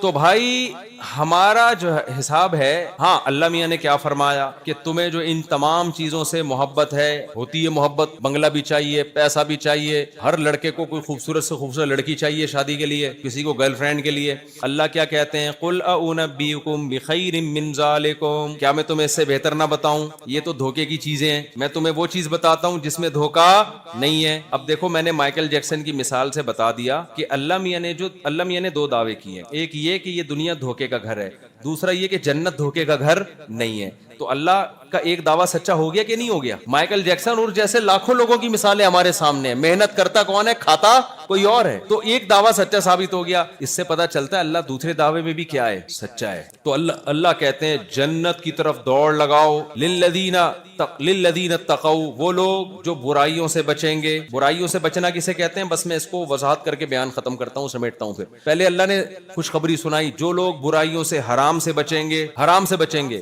ان کے لیے جنات تجری من تحتها الانہار, بہترین باغات ہیں جن کے نیچے نہریں بہتی. اللہ جنت ہمیشہ شروع باغات سے کرتا ہے, گھر اور بنگلے کا ذکر بعد میں کرتا ہے اللہ تعالیٰ, کیونکہ انسان جب کہیں جاتا ہے نا رہنے کے لیے, سب سے پہلے وہ لوکیشن دیکھتا ہے, یار جگہ اچھی ہونی چاہیے. اللہ کہتے ہیں ایسی لوکیشن, جنت کہتے ہیں باغ کو نہیں. دیکھو عربی میں باغ کے لیے 3 لفظ استعمال ہوتے ہیں, ایک ہے حدیقہ, ایک ہے بستان, اور ایک ہے جنت. حدیقہ باغیچہ, گھروں کے باہر نہیں لوگوں نے باغیچے بنائے ہوئے ہوتے, بستان باغ گارڈن جسے ہم کہتے ہیں. جنت حدیقے بھی دنیا میں ہوتے ہیں اور بستان بھی دنیا میں ہوتے ہیں. جنت دنیا میں نہیں ہوتی. اگر کہیں جنت ہے تو مجازن بستان اچھا بستان ہوگا اس کو جنت کہہ دیا. جنت کہتے ہیں انتہائی گھنے باغات. اب سمجھو اللہ میاں کیا کہتے ہیں, جو لوگ تقوی اختیار کرتے ہیں, تقوی کسے کہتے ہیں یہ بتا دوں, ان کو ملے گا کیا پھر وہ بتا دوں. تقوی کا مطلب ہے حلال کی طرف جاؤ, حرام کی طرف مت جاؤ. آج حرام میں جو سب سے زیادہ کامن حرام ہے نا دنیا میں, سب لوگ حرام نہیں کما رہے. پیسے کمانے میں 100 میں 10 لوگ ملیں گے جو حرام کما رہے ہوں گے, 90 رکشہ چلا رہے ہیں, ٹیکسی چلا رہے ہیں. یہی ہے نا, 10 ہوں گے چور, بہت زیادہ اتنے بھی نہیں ہے. اگر 10 سے زیادہ چور ہوتے نا تو ہم سب لٹ پٹ چکے ہوتے اب تک. 100 میں کوئی 2-4 ڈاکو ہوں گے, ایسا ہی ہے نا. لیکن ایک حرام کام ایسا ہے جو میں یوں کہوں کہ 99% نوجوان کر رہے ہیں تو وہ غلط نہیں ہوگا. وہ ہے بد نظری, لڑکیوں سے دوستیاں, ٹک ٹاک پہ بےہودہ لڑکیوں کو دیکھ کے لذت حاصل کرنا. آج اس سے بچ جاؤ. اور حلال کی طرف, حلال کیا ہے؟ نکاح. حرام کیا ہے؟ فون پہ. نبی صلی اللہ علیہ وسلم نے فرمایا آنکھ بھی زنا کرتی ہے, صرف شرم کا زنا نہیں کرتی ہے. مرد ہو یا عورت, دونوں کی آنکھیں بھی کیا کرتی ہیں؟ زنا. اگر آپ کوئی لڑکی کسی مرد کو دیکھ رہی ہے, چاہے وہ دینی بیان سن رہی ہے ویڈیو میں اور لذت حاصل کر رہی ہے حرام تصور کر کے, تو اس کے لیے اس عالم کا بیان سننا بھی کیا ہے؟ حرام ہے. کیوں؟ دینی بیان تو ہے مگر اس بیان کے دوران گناہ کیا کر رہی ہے؟ اس عالم کو دیکھ کے اس سے حرام لذت حاصل کر رہی ہے, اس کے عشق میں مبتلا ہو رہی ہے. اور اگر کوئی لڑکا یہ کام کر رہا ہے, کسی لڑکی کی نعت بھی سن رہا ہے اور اس سے حرام لذت حاصل کر رہا ہے, تو گانا تو دور کی بات, نعت سننا بھی کیا ہوگا؟ بولو نا. اب چپ ہو گئے نا, دیکھو کیسے چپ, سانپ سونگ گیا ہے. آج یہ حرام کاری ہو رہی ہے کہ نہیں ہو رہی؟ لڑکیوں سے نمبروں کے تبادلے, جو لڑکی پسند آئے گی چپکے سے جا کے نمبر پکڑا دیں گے اس کو, وہ بھی رابطہ کر رہی ہوگی, پھر گپے لگا رہے ہیں پوری رات بیٹھ کے. یہ حلال ہے حرام ہے؟ اللہ میاں نے آپ کے پاس عورت تک جانے کا صرف ایک راستہ رکھا ہے, اس کے ماں باپ کو نکاح کا پیغام بھیجو, قبول ہو جائے ٹھیک ہے, نہیں ہو جائے دفع کرو, لعنت بھیجو. اس کے علاوہ کوئی کسی اور راستے کو اختیار کرتا ہے تو میرے بھائی میں نہیں کہہ رہا, جس خدا نے ہمیں بنایا, ہمارے پیدا کرتے ہوئے اس نے ہماری ماں کی چھاتیوں میں دودھ پیدا کر کے اپنی ذمہ داری رزق کی پوری کی, آسمان سے پانی برسا کے زمین سے تناور درخت بنایا, کتنی قدرتیں اس کی, فالق الحب والنوا. اللہ کہتے ہیں دانے گٹلی کو پھاڑ کے درخت بناتا ہوں میں, آم زمین میں بوتے ہیں, ہزاروں آم پیدا ہو جاتے ہیں. یہ سائنسدان کر رہے ہیں یا اللہ کر رہا ہے؟ ما کان لکم ان تنبتوا شجرہا, اللہ کہتے ہیں تمہارے اندر طاقت نہیں درختوں کو اپنے ہاتھوں سے بناؤ تم, سارے کام تو میں کر رہا ہوں. سوکھا چارہ گائے کو کھلاتا ہوں, بھینس کو دودھ میں پیدا کر رہا ہوں, تو کیا میرا یہ حق نہیں ہے کہ میں یہ کہہ دوں کہ یہ غلط ہے اور یہ صحیح ہے بھائی؟ اللہ یہ بھی کہہ سکتا تھا کہ صحیح بھی حرام غلط بھی حرام, عورت کی طرف تم جا ہی نہیں سکتے. اللہ کو حق تھا یا نہیں تھا؟ لیکن اللہ نے کہا ایک راستہ انسانوں والا, پیغمبروں والا, ایک گدھے گھوڑوں والا. پیغمبروں والا راستہ ہے نکاح کا پیغام. یہ کس کا راستہ ہے؟ ہمارے نبی صلی اللہ علیہ وسلم کی بیٹی حضرت فاطمہ رضی اللہ عنہا, جو جنت کی عورتوں کی سردار, جب بالغ ہوئیں نکاح کے پیغام آنا شروع ہوئے. آپ نے فرمایا ان کا نکاح میں کس سے کروں گا؟ علی سے. یہ کس کا طریقہ ہے؟ بولو, پیغمبروں کا. حضرت موسیٰ علیہ السلام جب مدین گئے, ایک لڑکی کی خدمت کی آپ نے, کنویں سے پانی نکال کے پلایا. ان لڑکیوں کے بھائی نہیں تھا کوئی جو گھر کے باہر کے کام کرتا, وہ لڑکی نے اپنے والد کو بتایا. قرآن کہہ رہے والد نے کہا موسیٰ کو بلا کے لاؤ, میں ان کو اس کا کمیشن دینا چاہتا ہوں جو انہوں نے خدمت کی ہے. جاءت احداہما تمشی علی استحیاء, قرآن کہتا ہے 2 بیٹیاں تھیں ان کی بزرگ کی, شرم و حیا کے ساتھ ایک چلتی ہوئی آئی. اللہ نے اس کی شرم و حیا کو بھی کیا ہے؟ ہائی لائٹ کیا قرآن میں. اس سے پتہ چلتا ہے اللہ کو لڑکیوں میں بے حیائی پسند نہیں ہے, شرم اور حیا پسند ہے. تبھی قرآن کہہ رہا ہے ایک حیا کے ساتھ چلتی ہوئی موسیٰ کے پاس آئی. شرم آ رہی تھی اس کو حضرت موسیٰ سے بات کرتے ہوئے بھی, کیونکہ نامحرم مرد تھے نا, لیکن مجبوری گھر میں کوئی مرد نہیں ہے. اللہ نے اس کی شرم کو قرآن میں بیان کیا. کیوں؟ اللہ کو اس کی حیا کے ساتھ چلنا اتنا پسند آیا, اللہ نے کہا میں اس کو موسیٰ کی بیوی بناؤں گا, اب کلیم اللہ کی, اس کی حیا کی وجہ سے. وہ حیا کے ساتھ چلتی ہوئی آئی اور کہنے لگی ان ابی یدعوک لیجزیک اجر ما سقیت لنا, میرے والد نے آپ کو بلایا ہے, آپ نے جو ہماری خدمت کی ہے, میرے والد اس کا آپ کو بدلہ دینا چاہتے ہیں. کیسا غیرت مند باپ تھا یار. آج کام نکلواؤ, پتلی گلی سے نکلو. بے غیرتی ہے یا نہیں ہے؟ کام نکلواتے ہیں, اس کے بعد بھول جاتے ہیں کون سا کس سے ملنا ہے بھائی آپ کو. ابے تجھی سے ملنا ہے, تو وہی تو ہے جس کو میں نے جاب دلوائی تھی, تو وہی تو ہے جو اس دن قرضہ لینے آیا تھا. حضرت موسیٰ نے جو ان لڑکیوں کی خدمت کی فری میں کی, اللہ کی رضا کے لیے. یہ کمزور عورتیں ہیں, ان کے باپ نے سوچا کہ کی تو فری میں ہے, لیکن ہم خاندانی لوگ ہیں, کوئی فری میں بھی کرتا ہے خدمت, ہم اس کو اس کی اجرت بولو نا دیتے ہیں. خاندانی ہونا نا اپنا ہر جگہ خاندانی ہونا ثابت کرتا ہے. یہ خاندانی لفظ میں نے سبزی والے سے سیکھا ہے جو پیسے لے کے بھاگا ہوا تھا. مجھے کہتا تھا, میں نے کہا یار مجھے بہت لوگوں نے پیسے کھائے ہیں میرے. کہہ رہا تم نے کبھی کسی خاندانی آدمی کو پیسے نہیں دیے, اس دفعہ جو تم پیسے دے رہے ہو نا مولوی صاحب مفتی صاحب, خاندانی کو دے رہے ہو, سوچ سمجھ کے دیا کرو. میں نے دے دیے, انگوٹھے رہ گئے میرے پاس, خاندانی انگوٹھے ہیں, صحیح ہے نا. تو بہت ہی کوئی غیر خاندانی تھا جس نے خاندانی لفظ کو بدنام کیا. میں تو چائے بھی خاندانی پیتا ہوں بھائی, چائے بری چیز ہے اچھی چیز, لیکن جب پیو خاندانی پیو. خیر چھٹا لگاؤ تو کون سا والا لگاؤ, وہ تو حرام ہے. وہ سٹے لگانا نہ شروع کر دو, کہیں چیزیں مزاح ہوتی ہیں ان کو مزاح ہی رکھو, ایسا نہ کوئی چھٹے لگانا, وہ حرام ہے. چائے حرام تو نہیں ہے نا. خیر میں گلگت میں کہیں ہوٹل میں گیا, بہت پرانا واقعہ, اس وقت مشہور نہیں تھا. تو گلگت کے ایک ہوٹل کے مالک نے میں اور 2-4 دوست تھے, چائے وائے پلائی. ہماری اردو سے اس کو لگ گیا کہ یہ کراچی کے ہیں, چائے کے پیسے ہی نہیں دے رہا, کڑک سی دودھ پر. 5-6 لوگ تھے ہم, اردو بولنے والا میں ہی تھا, باقی تو سارے گلگت کے تھے, لے ہی نہیں رہا. کہتا ہے بھائی ہم نے کراچی میں ملازمت کی ہے اور ہم نے اپنے گاؤں میں بڑی پراپرٹی بنائی, تو کراچی نے ہمیں بہت کھلایا ہے, کراچی نے ہمیں بہت کھلایا ہے. کوئی کراچی والا آیا مجھ سے پیسے نہیں لیتے. میں نے ساتھیوں سے بولا اٹ از کالڈ خاندانی. آپ لوگ جو بچے اسکول میں پڑھتے ہیں نیوٹن کا قانون پڑھتے ہیں نا, از کالڈ نیوٹنز لا. آخر سے تو سب کو یاد ہوتا ہے نا, شروع کا مسئلہ ہوتا ہے. کیا خیال ہے؟ اور ہمارے جو ایگزامینر ہیں جو پیپر میں نمبر دیتے ہیں وہ بھی دیکھتے ہیں طالب علم اگر صرف از کالڈ نیوٹنز لا بھی لکھ دیا نا, آدھے نمبر وہ دے دیتے ہیں. چلو آدھی ڈیفینیشن تو لکھی نا اس نے, پھر بھی پاس نہیں ہو رہے. کمال کی بات یہ ہے, پھر بھی پاس کراچی کے لڑکے نہیں ہو رہے. مجھے اس کا یہ عمل بہت اچھا لگا, مجھے جذباتی ہو گیا میں اس کی بات سن. میں نے کہا مجھے اس کی اس غیرت پر وہ ہو رہا ہے, حالانکہ میں نے تھوڑی کھلایا اس کو. کیا خیال ہے, اس نے یہاں رکشا چلایا, مزدہ چلائی, کاروبار کیا, ہوٹل چلایا ہوگا, تو میں نے تھوڑی اس کے بزنس کو پروموٹ کیا. صرف اس بیس پہ پیسے نہیں لے رہا کہ بھائی تم چونکہ کراچی کے ہو اور کراچی نے ہمیں بہت کھلایا ہے. تب کوئی کراچی تو دور کی, کراچی والا بھی کوئی آئے گا مجھ سے پیسے نہیں لیتے. تو اور بغیرت بھی ماشاءاللہ ہول سیل کے حساب سے. ایسے بھی لوگ ہوں گے ان علاقوں میں جو کراچی والا جائے تو اس کو لوٹ لیں, بولے ہم کراچی میں ڈکیتی کا کام کرتے تھے, تو رہ گیا تھا, اب چل تو خود آ گیا یہاں پہ تو ہم تجھے لوٹ لیں. کیا خیال ہے, یہ بھی ہو سکتا ہے. تو موسیٰ علیہ الصلوۃ والسلام نے کہ جو ہونے والے سسر تھے بڑے غیرت مند تھے, انہوں نے کہا انہوں نے تو فری میں کیا ہے, کی ہے ہماری خدمت, لیکن ہم کیا ہیں, خاندانی لوگ ہیں. کوئی فری میں بھی خدمت کرتا ہے تو ہم اس کو اس کی اجرت دیتے ہیں. اور آج اجرت دے کے بھی کام کروایا جائے نا تو پیسے نہیں دے رہے ہوتے مزدور کو, پہلے طے کرتے ہیں کنواں کھود تجھے اتنے پیسے دوں گا. فری میں نہیں ہے یہ خدمت, وہ کنواں کھودتا ہے اس کے بعد 6 مہینے تک پیسے رولا کے دیتے ہیں کہ نہیں دیتے اس کو. ابھی ہے نہیں, ابھی یوں ہے, ابھی فلانا, ابھی کھلے نہیں ہے, ابھی یہ نہیں ہے, فلانا نہیں ہے. اور جو غیرت مند ہوتے ہیں وہ فری میں کام لے کے بھی پیسے دے رہے ہوتے ہیں جو فری میں کام کر رہا ہوتا ہے. تو جب موسیٰ علیہ السلام وہاں گئے, موسیٰ علیہ السلام نظر نیچی کر کے گئے. موسیٰ علیہ السلام نے اس لڑکی کی طرف نظر بولو نہیں اٹھائی. میں بتا رہا ہوں پیغمبروں کا لائف اسٹائل کیا ہوتا ہے, اور گدے گھوڑوں والی جن کی زندگی ہوتی ہے ان کا لائف اسٹائل کیا ہوتا ہے. حضرت موسیٰ وہاں گئے, حضرت موسیٰ علیہ السلام کی نظر نیچے, ایک دفعہ اس لڑکی کی طرف نظر اٹھا کے نہیں دیکھا کہ کسی کی بیٹی ہے. اور اس لڑکی نے بھی حیا کے ساتھ آئی, حیا کے ساتھ, شرم کے ساتھ, پردے میں لپٹی ہوئی. اس نے بھی یہ نہیں دیکھا کہ ایک غیر مرد ہے. بڑے موسیٰ علیہ السلام تو انتہائی خوب, پیغمبر بہت خوبصورت ہوتے ہیں, بڑی پرسنالٹی ہوتی ہے. جب بچے تھے نا موسیٰ علیہ السلام تو فرعون نے قتل کرنے کا ارادہ کیا, تو فرعون کی بیوی نے کیا کیا, قرۃ عین لی ولک, یہ تو میری اور آپ کی آنکھوں کی ٹھنڈک, اتنا کیوٹ, اتنا خوبصورت بچہ ہے. والقیت علیک محبۃ منی, قرآن کہتے ہیں ہم نے موسیٰ کی محبت فرعونیوں کے دل میں ڈال دی. اتنے کیوٹ, اتنے اٹریکٹیو تھے, جو بچپن میں اتنا خوبصورت, جوان ہو کے کیسے خوبصورت ہوں گے وہ. مگر اس لڑکی نے ان کی خوبصورتی کے باوجود حیا کی چادر کو نہیں اتارا.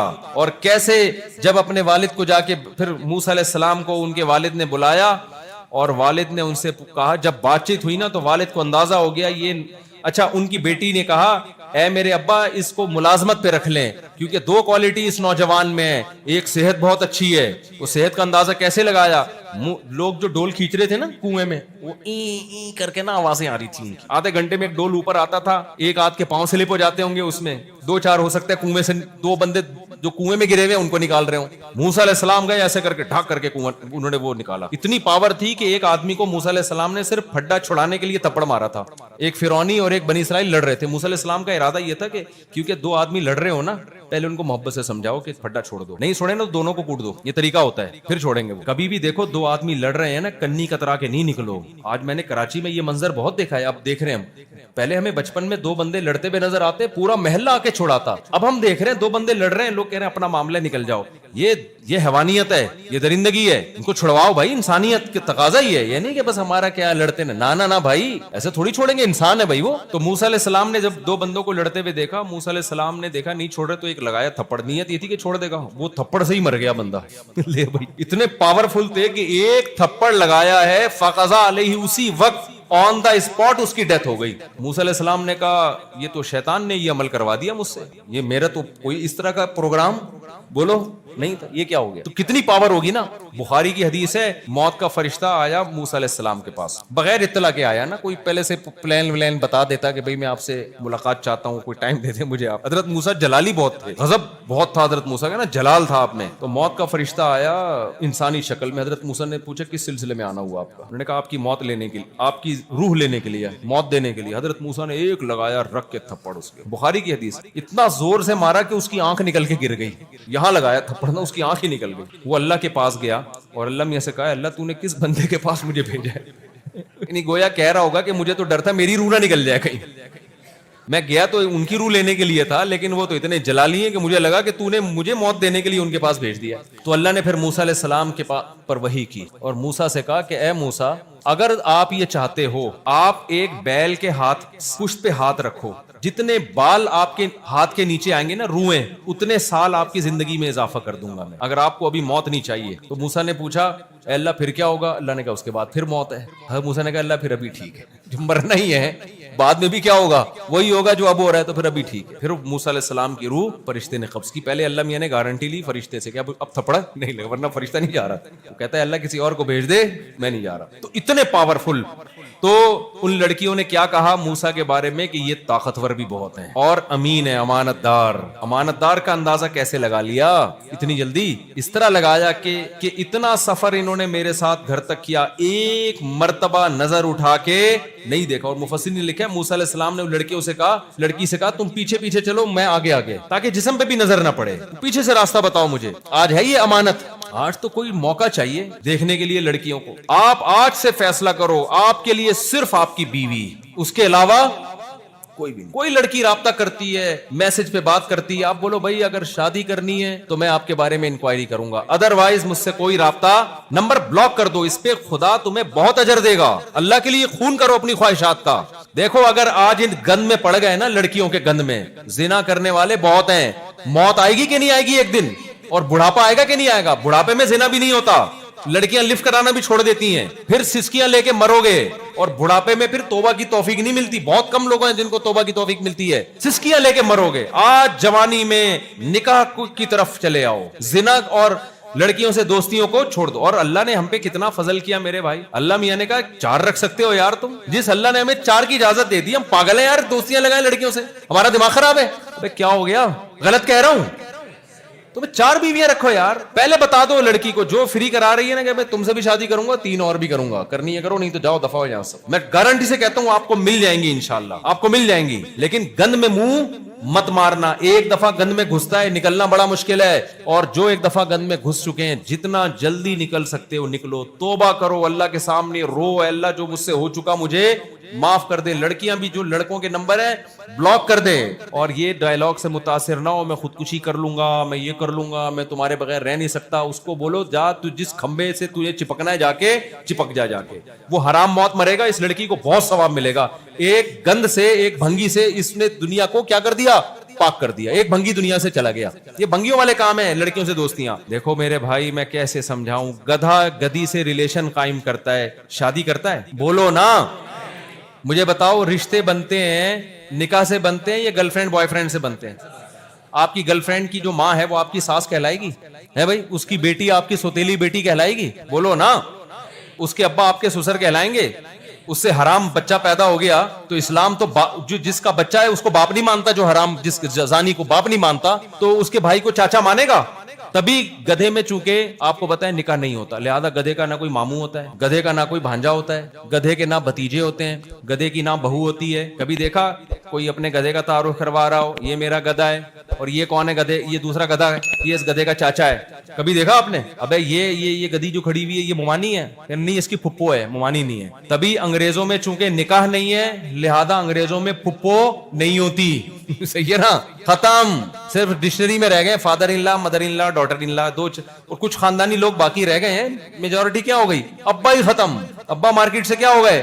شارٹ. تو گدھے گھوڑوں والی زندگی چاہتے ہو تو گرل فرینڈ بوائے فرینڈ, یہ گدھے گھوڑوں والی. سوٹ ٹائی سے نہیں پتا چلتا کہ یہ انسان مہذب ہے یا نہیں, نکاح سے پتا چلتا ہے. جس کا خاندان ہوتا ہے وہ مہذب ہوتا ہے, بھلے دھوتی بنیان میں گھوم رہا ہو وہ, اور جو سوٹ ٹائی میں گھوم رہا ہو نکاح نہیں کرتا, اللہ کی نظر میں اولئک کالانعام بل هم اضل. اللہ کہتے ہیں گدھے گھوڑوں سے بھی زیادہ بدتر ہیں یہ. تو بھنگیوں والی زندگی گزارنی ہے پیغمبروں والی. ہمارے پیغمبر نے 9 بیویاں رکھی ہیں ایک ٹائم پہ, سلیمان علیہ السلام نے 100 بیویاں رکھی ہیں, موسیٰ کلیم اللہ نے 4 بیویاں رکھی ایک ٹائم پہ, ابراہیم خلیل اللہ نے 2 بیویاں رکھی ایک ٹائم پہ, یعقوب علیہ السلام اللہ کے پیغمبر غم میں بھی تیسری شادی کی یعقوب علیہ السلام نے جب یوسف علیہ السلام ان سے بچھڑ گئے, اور یوسف علیہ السلام دوسری بیوی کی اولاد تھے. پیغمبروں کا کام بیویاں رکھنا, گدھے گھوڑوں کا کام گرل فرینڈ رکھنا. سمجھتے نہیں ہو میرا خیال ہے بات کو؟ تو پروموٹ نکاح کو کرنا ہے, زنا کو نہیں کرنا, انٹرنیٹ پہ فوج فلمیں نہیں دیکھنی. اگر کوئی گناہ کر لے گڑ گڑا کے اللہ سے توبہ کرنا ہے. اور جس کو گناہ کی لت پڑ چکی ہے, بہت سے لوگ کہتے ہیں مجھے عادت پڑ گئی زنا کی, مجھے عادت پڑ گئی لڑکوں سے بدفعلی کی, مجھے عادت پڑ گئی فحش فلمیں دیکھنے کی, مجھے عادت پڑ گئی برہنہ عورتوں کے ناچ دیکھنے کی اور ہینڈ پریکٹس کی. جس کو عادت پڑ گئی ہے تو کیا کرنا ہے, جیسے کام کرتے کرتے عادت پڑ جاتی ہے تو چھوڑتے چھوڑتے عادت چھوٹ جاتی ہے. اس کا طریقہ کیا کرنا ہے؟ سب سے پہلے جس کی عادت پڑ جائے نا وہ جلدی نہیں چھوٹتا, گناہ بار بار ہوتا ہے. سب سے پہلے جب گناہ ہو جائے اللہ کے سامنے توبہ بھی کرنی ہے اور اپنے آپ کو سزا بھی دینی ہے. روزہ رکھ کے سزا دو یا صدقہ کر کے سزا دو اپنے آپ کو. جب گناہ ہو گیا کچھ صدقہ کرو لازمی, یا روزہ رکھو, یا بولو کہ اتنے رکعت نوافل پڑھوں گا میں. سمجھتے ہو کہ نہیں سمجھتے؟ ایک کام یہ. نمبر 2, کسی بزرگ سے فوراً اصلاحی تعلق قائم کرو. جو لوگ بے حیائی کے گناہوں میں مبتلا ہیں, حضرت فیروز میمن صاحب, حضرت حکیم اختر صاحب رحمہ اللہ کے خلیفہ, بہت نوجوانوں کے تجربے ہیں جو ان سے بیعت ہوا اس سے وہ فحش کام چھوٹ گئے. حضرت فیروز میمن صاحب ہیں, ان سے اصلاحی تعلق قائم کرو. اور حضرت حکیم اختر صاحب کے, حضرت مفتی رشید احمد صاحب کے خلفاء ہیں بہت سارے, جس سے آپ کو فائدہ ہو اس سے اصلاحی تعلق قائم کرو. کرو گے کہ نہیں کرو گے؟ جاؤ کسی بزرگ کی صحبت میں بیٹھو, حضرت مجھ سے یہ گناہ نہیں چھوٹ رہا, میں چھوڑنا چاہتا ہوں, میرے دل سے دنیا کی محبت کا گند نکالیں اور اللہ کی محبت اس میں ڈالیں, نکلے گا گند انشاءاللہ. دوسرا کام, تبلیغ میں نکل جاؤ 4 مہینے کے لیے. جس ماحول میں انسان گندا ہوتا ہے تو اچھا بننے کے لیے اس ماحول سے, بھنگی گٹر میں گیا ہوا ہے, اندر ڈبکیاں لگا رہا ہے, کہہ رہے پتہ نہیں یار میں صاف ہی نہیں ہو رہا, لوگ ایسے نہائے نتھرے نتھرے. ہم کیا کہیں گے, اس گٹر سے نکل تو صحیح. کیا خیال ہے بھائی؟ یہی تو بولیں گے نا, ابے تو اس گٹر سے نکل پھر ہم تجھے سروس اسٹیشن لے کے جائیں گے.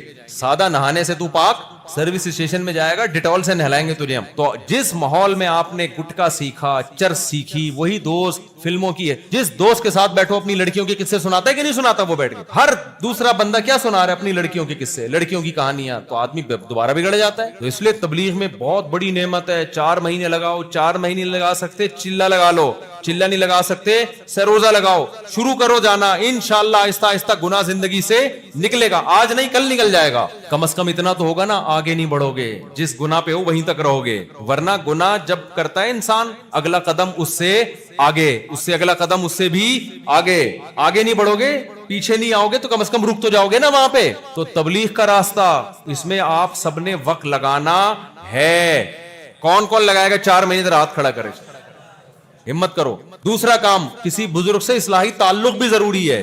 تعلق نہیں ہوگا پھر بگڑتا ہے. سمجھتے نہیں ہو میرا خیال ہے؟ جب پڑھتے نہیں ہو رات کو تو سمجھو گے کیسے بات کو. بس میں ختم کر رہا ہوں بیان ابھی. 2 کام ہو گئے. تیسرا کام, اپنے آپ کو گناہ کرتے ہی کیا کرنا ہے؟ توبہ بھی کرنی ہے اور سزا بھی دینی. اور جتنے نمبر ہیں اڑا دو موبائل سے. اس سے ہوگا کیا؟ اس سے ایک دن ہم پہ موت آئے گی جیسے مائیکل جیکسن کے پاس جتنی لڑکیاں تھیں نا, آپ خواب میں بھی نہیں سوچ سکتے. جب مرا ہوگا تو فون آتا ہے قبر میں اس کے پاس کہ تم بہت دن ہو گئے آئے ہی نہیں. آتا ہے. جب آپ بوڑھے ہو جاؤ گے, جو بزرگ حضرات ہیں ان سے پیشگی معذرت. بزرگ کی جو یہاں سفید ریش بیٹھے ہوئے ہیں, اسلام میں سفید ریش کی بڑے فضائل ہے جو بوڑھے ہو جاتے ہیں. حدیث میں آتا ہے تمہیں ان بوڑھوں کی وجہ سے رزق ملتا ہے. تو کسی بزرگ کی توہین مقصد نہیں ہے, لیکن اگر آپ نے, اور یہ جو بوڑھے مسجد میں آ رہے ہیں نا, یہ وہی ہیں جو جوانی میں آئے ہیں. انہوں نے کوئی نیکیاں کی ہیں جو آج اللہ ان کو مسجد میں آنے دے رہا ہے, ورنہ میں آپ کو یقین سے بتاؤں جو جوانی میں مسجد نہیں گیا وہ بڑھاپے میں کبھی بھی نہیں آتا. مسجد کے پڑوس میں اس کا گھر ہوگا, اس کو جمعے کی نماز کی توفیق نہیں ملے گی. ایسے بوڑھے میں نے دیکھے ہیں, وہ کہتے ہیں ہم جب مسجد میں آتے ہیں ہمیں ڈپریشن شروع ہو جاتی ہے. یہ وہ لوگ ہیں جو جوانی میں نہیں آئے. تو آج جو بوڑھے آپ کو مسجد میں نظر آ رہے ہیں, انہوں نے جوانی میں کوئی نیکی کے کام کیے ہوئے ہیں. اس لیے جو بوڑھا مسجد میں آیا کرو نا, اس کو بہت زیادہ عزت دیا. مجھے بہت افسوس ہوتا ہے جب کوئی نوجوان کسی بوڑھے سے بدتمیزی کر رہا ہوتا ہے. بوڑھا کتنی مرضی بد اخلاقی کرے, آپ نے اس کی داڑھی اور اس کے بڑھاپے کا بولو خیال کرنا ہے. کوئی بات نہیں, الٹا سیدھا کہنے دو اس کو, اس کی عمر دیکھو. نبی نے فرمایا ان من اجلال اللہ اکرام الشیب المسلم, بوڑھے کا احترام اللہ کا احترام ہے. اصل میں جو اللہ کی عزت جس کے دل میں ہوگی, اس کے دل میں بوڑھے کی بھی عزت ہوگی. آج بوڑھوں سے ایسے بدتمیزی سے بات کر رہے ہوتے ہیں. تو یہ جو بوڑھے آ رہے ہیں نا, کوئی کام کیا ہوتا ہے. لیکن میں آپ کو بتا رہا ہوں کہ آپ اگر ابھی لڑکیوں سے تعلق نہیں چھوڑو گے نا, حسینوں کے نمبر ڈیلیٹ نہیں کرو گے, تو بڑھاپے میں حسینوں کے نہیں حکیموں کے نمبر ہوں گے آپ. آج کون سے کھانسی رک نہیں رہی ہے, کون سے حکیم صاحب سے رابطہ کرو. میں پھر کس سے سناتا ہوں نا, ایک 80 سال کے بوڑھے تھے, وہ گئے اور کہنے لگے کہ بھائی شام کو میرا کسی خاتون سے نکاح ہے, کیا کیا چاہیے اس کے لیے. انہوں نے کہا آپ کا زندگی چاہیے بس ہمیں, آپ اور تقوی والی زندگی اختیار کرو گے. میرے شیخ حضرت مفتی رشید احمد صاحب رحمہ اللہ کے والد صاحب 90 سال میں شادی کی انہوں نے, پتہ نہیں دوسری یا تیسری, کیونکہ زندگی کیسے گزری تھی بولو, تقوی والی. میں پہلے 80 سال بتاتا تھا, آج ہمارے استاذ نے بتایا 80 نہیں 90 سال, اور 90 سال میں ان کے بیٹا پیدا ہوا. یہ کس کی برکتیں ہیں؟ یہ گٹکے کی برکتیں ہیں, یہ فوش فلموں کی برکتیں ہیں, یہ حسینوں کے نمبروں کی برکتیں ہیں. کیا ہو گیا ایسے چپ, ایسے لگ رہا ہے جیسے بالکل یہ تقوی کی برکتیں ہیں. حالانکہ وہ کوئی ان کے ڈاکٹروں حکیموں سے تعلقات نہیں تھے. تو آپ پرہیزگاری والی زندگی, ہمیشہ سکون والی زندگی, اور گند والی زندگی تھوڑے دنوں میں برباد. زانیوں کے حال تو دیکھو, چہروں پہ کیسی نحوستیں ہوتی ہے زانی, اور پھر آخرت میں اللہ کیا اجر دے گا اگر دنیا میں تقوی اختیار کیا. تو تقوی میں 2 چیزیں بس میں آج بتاؤں گا. نمبر 1, حرام لذتیں چھوڑ دو. اگر کبھی ہو تو کیا کرو, توبہ کرو اور اپنے آپ کو سزا دو. دوسرا کام کیا کرنا ہے, نماز کی پابندی. یہ تقوی میں سب سے پہلی شرط ہے. آج سے عزم کرو تکبیر اولیٰ کے ساتھ جماعت کی نماز کا اہتمام کریں گے. اب عادت چھوٹ گئی, پڑھی نہیں جا رہی, کوئی بات نہیں, جس دن ناغہ ہو اس دن اپنے آپ کو سزا دینی ہے. سمجھ رہے ہو, جس دن ناغہ ہو کیا کرنی ہے.